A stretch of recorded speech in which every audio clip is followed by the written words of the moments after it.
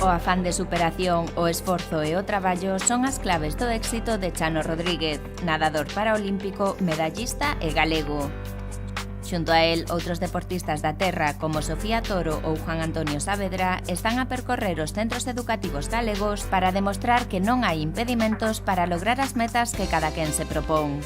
A oportunidade que é algo que me gusta, que estar un pouco cos rapaces, levar eso a posibilidade do meu deporte, do meu esforzo e, sobre todo, eso añadilo a lingua, ¿no? A nosa lingua, levala para que os rapaces vexan que moitas veces o falar galego, polo menos na miña zona, en Vigo, un poquinho, afortunadamente vaise mellorando, pero costa aínda, non? E ver que é un idioma que temos que falar o que é noso, que é a nosa identidade. Eso un poquinho elevado por o camiño de deporte, porque moitas veces os rapaces ven aos deportistas e os miran como unha guía, non? Como un faro. Entón, que nos fagamos isto, debemos o noso traballo, encima o fagamos na lingua, en galego, pois é moito mellor, non?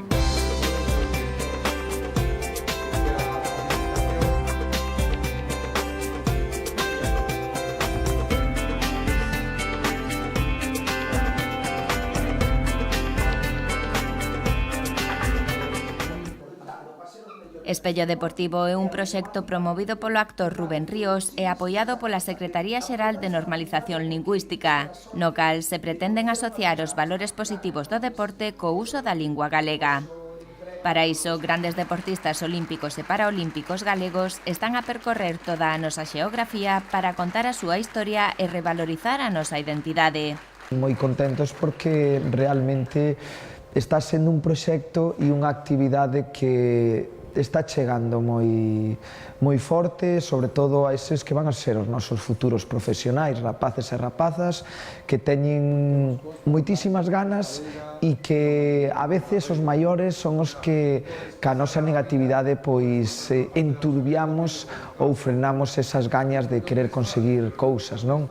Chano Rodríguez é un dos deportistas que está a participar nesta iniciativa, pero xunto a él, a regatista Sofía Toro e o tirador Juan Antonio Saavedra son tamén exemplo de esforzo e superación.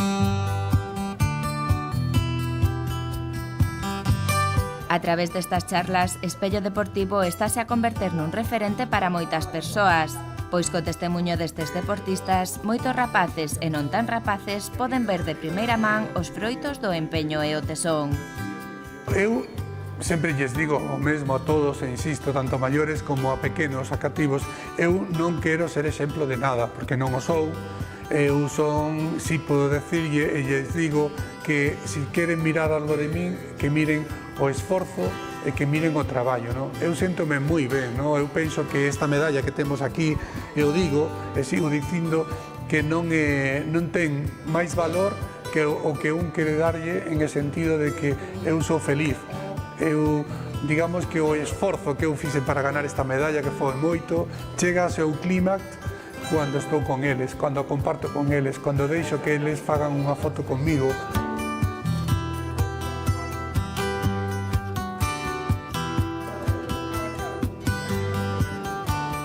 Moitas veces me din, isto para min foi algo que seguramente na miña vida non vai pasar outra vez, non? É que é un chisquiño na súa historia, pero que é importante, ¿no? Porque iso lle vai dar pé non solamente ao esforzo a nivel de deporte, sino a nivel da vida en xeral, ¿no? Tempos tan complicados que veña aquí, como nos decimos en términos coloquial, veña aquí un coxo que estivo en 4 Paralimpiadas, que viaxou por todo o mundo e que encima gana medalla, pois iso creo que é con a miña idade que eles vexan que non teñen que ter medo a nada.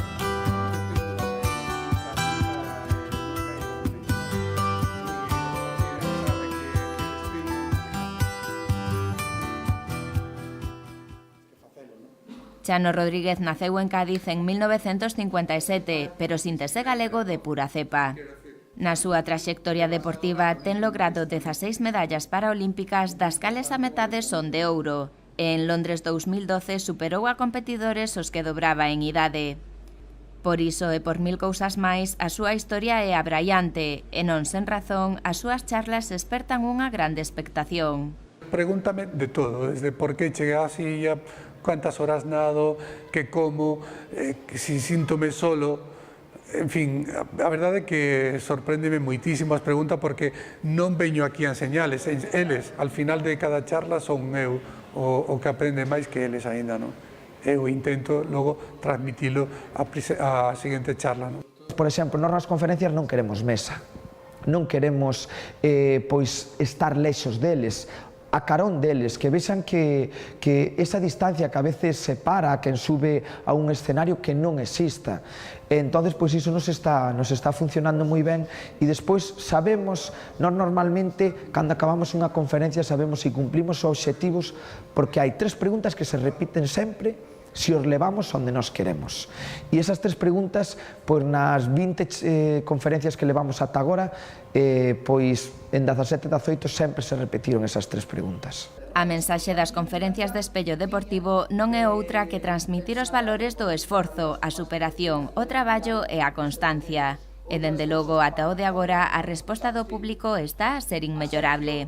Boa non, xenial non, é o seguinte, é dicir, está sendo moi boa, vese nas preguntas que fan, vese como mensaxe que lle queremos mandar, porque nós aquí non queremos mandarlle só un mensaxe de deporte, só un mensaxe de lingua, queremos que esa lingua que queremos transmitirlle, a nosa lingua, a necesidade de que a falen, o esforzo, o sacrificio, pois que vaya pois como entrelazado con outros valores que teñen estes deportistas que son como a eles, que xente moi familiar, que teñen a súa vida persoal.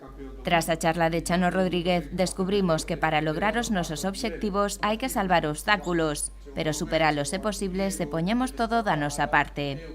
A pesar de andar sobre cadeira de rodas, Chano ten máis que ninguén os pés na terra, e coas súas palabras demostra que pese ás fazañas conseguidas non é superior a ningunha outra persoa. Tamén hai que intentar desmitificar, non por o xeito de estar en unha cadeira de roda, por ser coxo, por ser cego, por ser sordo, eres ni máis ni menos que ninguén. Nin eres mellor, tampouco, nin eres máis malo. Digamos que nese aspecto as condicións, tanto física como psíquica, non fai a home, non? Nos tempos que corren ahora mismiño, estar na cadeira de roda, digamos que o menos malo, non? Eu penso que se a miña actitude vale para algo, pois aquí estou, non? A xente moitas veces, cando busca un soño, hai moitos frenos. Nós mesmos a veces somos os nosos propios frenos, a nosa mente, porque dicimos que non podemos, e despois o noso entorno é o que te pode apoiar ou non apoiar, dicirche, ti non vales.